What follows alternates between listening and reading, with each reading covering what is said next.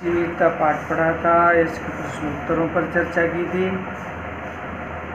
मैंने चर्चा की थी कि आप लोग इसको लिखेंगे, प्रश्नोत्तरों को पहले तो शब्दार्थ लिखेंगे, लेखक का परिचय लिखेंगे। इसके बाद हमने 7 प्रश्नों के उत्तरों पर भी चर्चा की थी। पहले प्रश्न में किसने क्या कहा था ये लिखना था रिक्त स्थान में।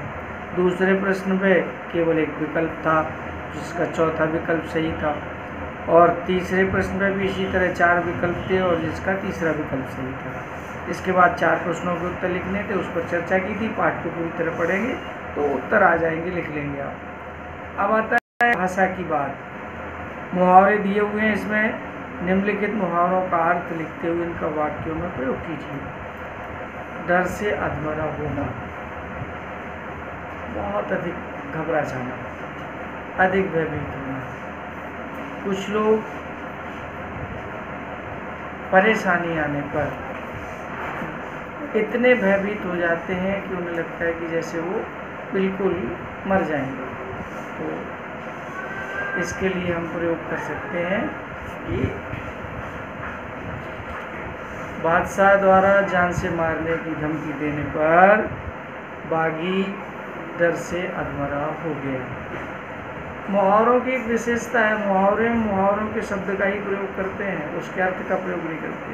छाती ठोक कर आगे आना अगला मुहावरा है। अर्थ है दिखावा करना, अपने आप को सबसे आगे साबित करना। और इसमें लिखा हुआ है कुछ लोगों की आदत होती है कि वे किसी भी काम में छाती ठोक कर आगे आ जाते हैं। ये तो वाक्य प्रयोग हो गया, पर सच्चाई ये है कि जो छाती ठोक कर आगे आने और दिखावा की बात करते हैं वो वास्तविकता आने पर या समय आने पर पीछे हट जाते हैं। अरे बोलो उस समय उन्होंने कह दिया होगा, लेकिन भैया हम नहीं जा रहे, हमारे घर में बड़ा काम है, मम्मी बीमार है, पापा बाहर हैं, ये है वो है। तो इस तरह से लोग जो केवल दिखावा करते हैं कि हमें आगे देखा जाए, ऐसे लोग छाती ठोक कर आगे आते हैं।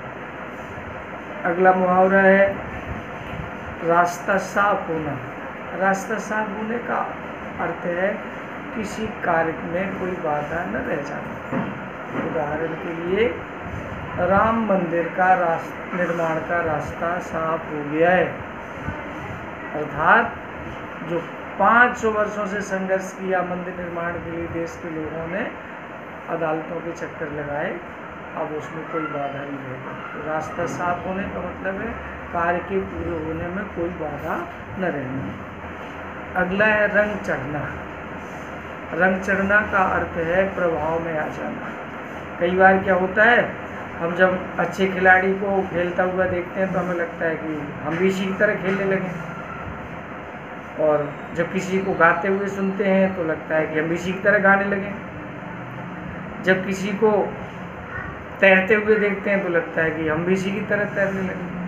तो थोड़ी देर के लिए हमारे ऊपर उस व्यक्तित्व का प्रभाव आ जाता है, और बाद में हम भूल जाते हैं कि उसकी तरह मेहनत नहीं करते कि उसने कैसे वो स्थान पाया है। तो रंग चढ़ने का मतलब है प्रभाव में आना।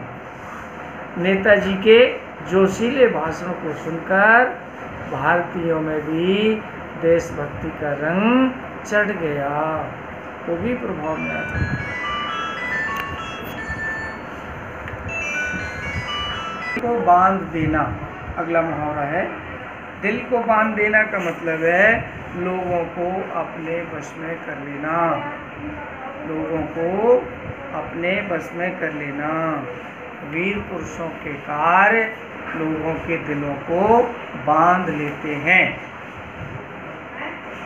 ये थे 5 मुहावरे, इनका वाक्य प्रयोग मैंने आपसे चर्चा की, जिससे लिखना है। अब दूसरा प्रश्न भाषा की बात में आज़ाद, गुलाम, बादशाह, कैदी, फौज, दरिया और कुदरत, ये उर्दू के शब्द हैं। इनका हिंदी में समानार्थी शब्द लिखना है। आज़ाद शब्द का हिंदी में समानार्थी है स्वतंत्र। गुलाम शब्द का हिंदी में पर्यायवाची है सेवक या बंदी। बादशाह का पर्यायवाची है हिंदी में राजा। कैदी का पर्यायवाची है बंदी। और फौज का पर्यायवाची है सेना। दरिया का हिंदी पर्यायवाची है समुद्र या नदी। और कुदरत का पर्यायवाची है प्रकृति।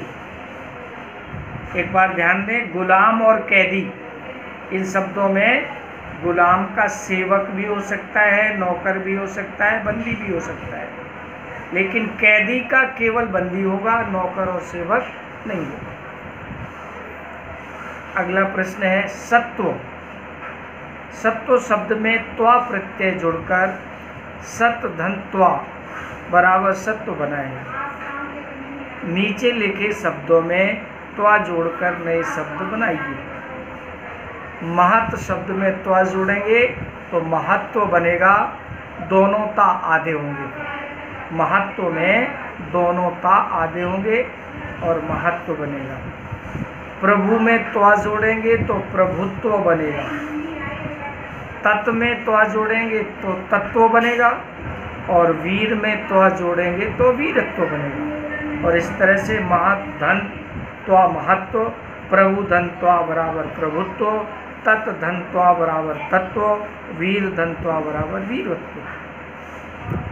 आगे एक बड़ा अच्छा नियम आया आप लोगों के लिए। विलोम या निषेध के अर्थ में कुछ शब्दों के पूर्व छोटा आ या अन जुड़ जाता है। जैसे संभव से असंभव और आवश्यक से अनावश्यक शब्द बनता है। अन का प्रयोग उस समय होता है जब शब्द के आरंभ में कोई स्वर हो,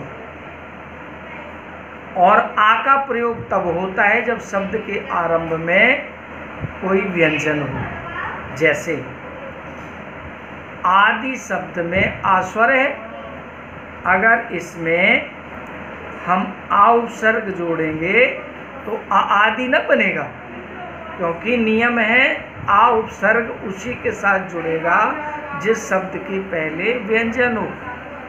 जैसे हमने लिखा भय, अब भय में अगर हम आ जोड़ेंगे तो अभय बन जाएगा, क्योंकि जिस शब्द के पहले व्यंजन है उस शब्द में आ जुड़ेगा।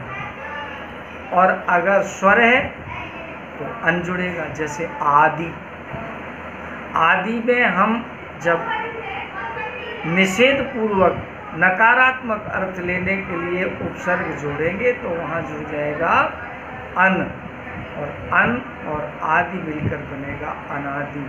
अन और अंत मिलकर बनेगा अनंत। आ और भय मिलकर बनेगा अभय। इसी तरह ये 4-5 शब्द दिए हैं नीचे। विलोम शब्द बनाना उपस्थित। अब उपस्थित के पहले ऊ स्वर है तो उपस्थित में अन जुड़ेगा, और अन जुड़ेगा ना में हलंत होगा। अन प्लस उपस्थित बराबर बनेगा अनुपस्थित। ऐसे स्थाई, अब स्थाई में सा व्यंजन है तो यहाँ अन नहीं जुड़ेगा, निषेधात्मक बनाने के लिए आ जुड़ेगा, अस्थाई। साधारण, साधारण शब्द के पहले सा व्यंजन है इसलिए इसमें आ उपसर्ग जुड़ेगा, और विलोम या निषेध के अर्थ में असाधारण बनेगा। समान, समान में भी शब्द में पहले सा व्यंजन है तो इसमें भी विलोम बनाने के लिए आ जुड़ेगा और बन जाएगा आ समान। उदार शब्द में ऊ स्वर है और इसका जब विलोम बनाएंगे तो बनेगा अन उदार।